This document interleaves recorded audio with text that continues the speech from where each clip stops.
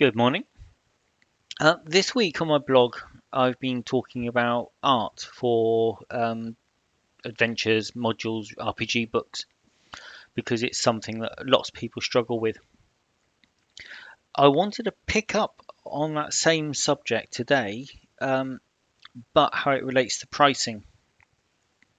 Uh, Pricing is something else that most people, when they get started in writing for RPGs, they massively undervalue their own work. Now, one second.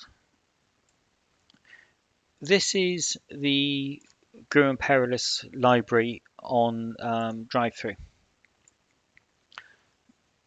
Second. Now, oops.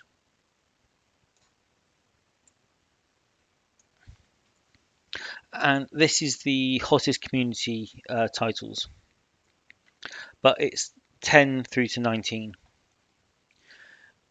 Now, one of the first things that stands out is there is a generally consistent cover right across the board. Now, this is a template provided by Grim and Perilous Studios, and it looks really nice. But something else to look at here is the pricing: $2.99, $3.99, $1.99, $4.99. There's a $9.99 one there. Higher at the upper end, lower price, lower ranking. If we look at the top 10, generally this templated cover, it falls out of favour and the prices all go up. Now this title here is one of mine. It's £3.50. It's ages old. It's not actually worth much more than that. I couldn't put the price up and be good value for money. So it's a really popular title, but I can't really justify a higher price. The $4.99 one there is a fanzine. It can't justify a higher price than that. And this one's new. So it's hottest because guessing it kind of it's the new thing, so people are buying it, therefore it appears higher. And everything else is up there at the $10, but the templated cover just disappears. That was released this week. Now, the way you get the hottest is basically the value of sales in the past week or so. So something new is always going to appear up here because all its sales appear in that week. By having a higher price, you're more likely to rank as a hotter title. I know that my solo rules here outsell Forever Winter 3 or 4 to 1. It only got its silver best seller this week. Grim and Perilous solo rules is likely to go gold bestseller any day. It's sold in the upper 400s and it's a regular seller. So because it sells 4 to 1 more, it ranks higher. So the higher the price, the more chance you've got of ranking higher in all the hottest sliders, which is a good reason for pricing your books a bit higher. This title here is written by Adrian Kenley of Azacool Games. It's $2. It is going to fall away really, really quickly. He's got another title. Where is it? It's the 100 Things. This one here. Same price, same format, same size. It was released on the 25th of April. So, what's that? 6 weeks, and it's already, where did the title go? So it was 17th. it's nearly off the second page of the scroller here. Um, Now the other thing with this is you've got all the standard covers here. If we go back in time, because generally, titles have a rush of sales when they're first released, and then it tails off as the title matures. Around this point, the new template starts to disappear. Some of them were retrofitted to older titles, um, but you're seeing it's by the time you're in the proper old stuff, it's almost absent. Um, when it was first released, having this professionally created template cover made your title stand out, and it gave everyone a little bump in sales, because where compared to something like this or um, you know, these ones, these are by Sean Van Damme, really good adventures, but they've got these really old, hard to read covers. The cover template guaranteed that your title stood out.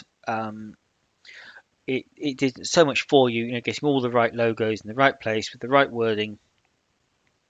Really nice, strong branding. When it first came out, we started to adopt it. Anything that had it went up the rankings, generated sales, which is great. Until everyone was using it. So here, it's the bulk of them are using the uh, new cover. It's there's one old title there, which until you hit Forever Winter, um, you got a couple of titles here, which most of my titles are quite old. This one's mine. That one's mine. That one's mine. That one's mine. Um, Now, Forever Winter, it arrived with this original cover.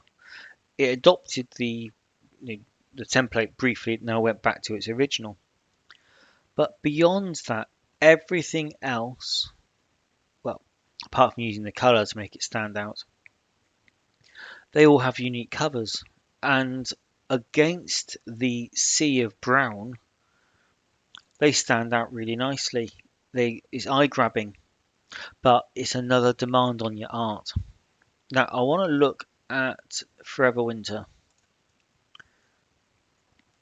Now, I can bring that back up now. This is a lovely looking cover. Is a load of investment in this supplement. It's 5 full adventures. You've got new creatures. There's pre-gen characters in there. There's a new ancestry, and there's original art. Now, if we look at the sample file, there's more original art there. The general level of presentation is brilliant. This is stock art. The cover is, the page border is stock as well. That's original, and the skull is original, and the presentation is absolutely brilliant. There is a big investment in the art here, but you can't sell that for $1.99, $2.99 and get your money back. Having having a higher price and a fair price, good value for money, is key if you want to have the resources to invest in the art and invest in the product. It's easier to rank higher with a more valuable product, but it's also simple mathematics. If you wanted to make $100 off your work, let's say it's taken you a solid day's work to create something and you want to make $100 back. Maybe you spent $100 on the art, so you need to make that to break even. If you're going to sell it at 99 cents, which is where a lot of people go in, your $100 um, divided by your 99 cents means you've got 101 sales, but you're not going to get your 99 cents because drive-through is going to take 30%. So you're only going to get 70%. So you need to sell 144 copies just to get your money back. If you wanted to make that $100 off a $4.99 supplement, 20 copies would give you um, the top line figure, but 28, call it 29 copies is all it takes to make your $100. It is easier to find 29 people prepared to spend $5 on a supplement than it is to find 140 people prepared to spend $1. They are still having to get their wallet out, their credit card out, and make that purchase. And the number of people that will be worried about the $4 difference, having that as the major um, decision point for basically luxury products. Adventures and RPG PDFs are luxury products. If you're on the breadline, you don't buy them. So you may as well price higher. When you get to $9.99, you're basically making $7 on your sale. So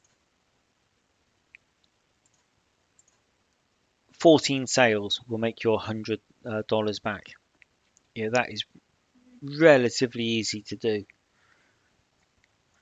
The more you charge, the more you earn. The more you earn, the bigger your budget. The bigger your budget, the better the art. So pricing and art are linked all the way through, but the art cost has a cap. There is a point where you've got all the art you want at the quality you want. You won't be spending any more money. The higher price will continue to pay you for the life of the product. You might lose some customers, but you're not going to lose 9 out of 10 customers just because you're charging from 99 cents to $9.99. And it is kind of borne out here that everything that is hottest costs more. And because it costs more, it becomes the hottest. And because it's hottest, it's the first thing people see. And if you're the first adventure people are likely to see, they're more likely to buy it. And if they buy it, it keeps you in the hottest. So it's a virtuous circle.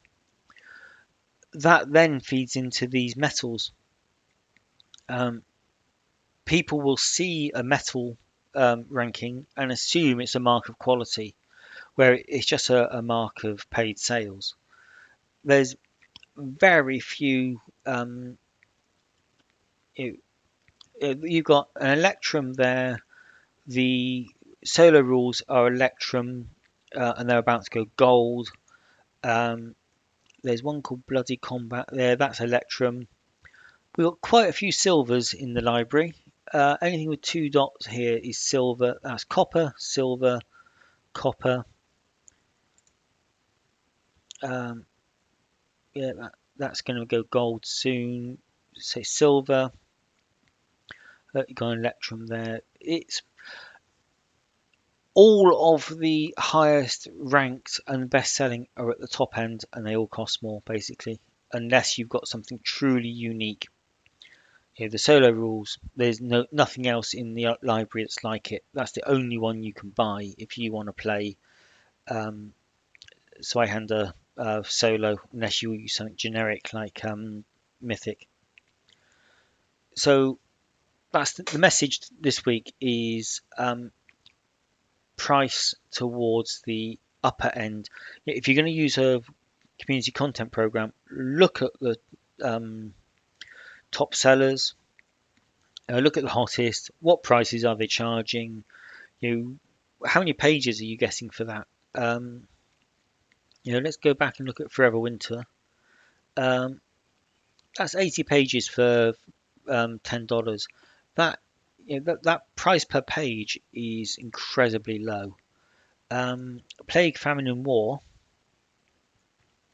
50 pages. Yeah, that's 20 cents a page. That is not a huge price. Um,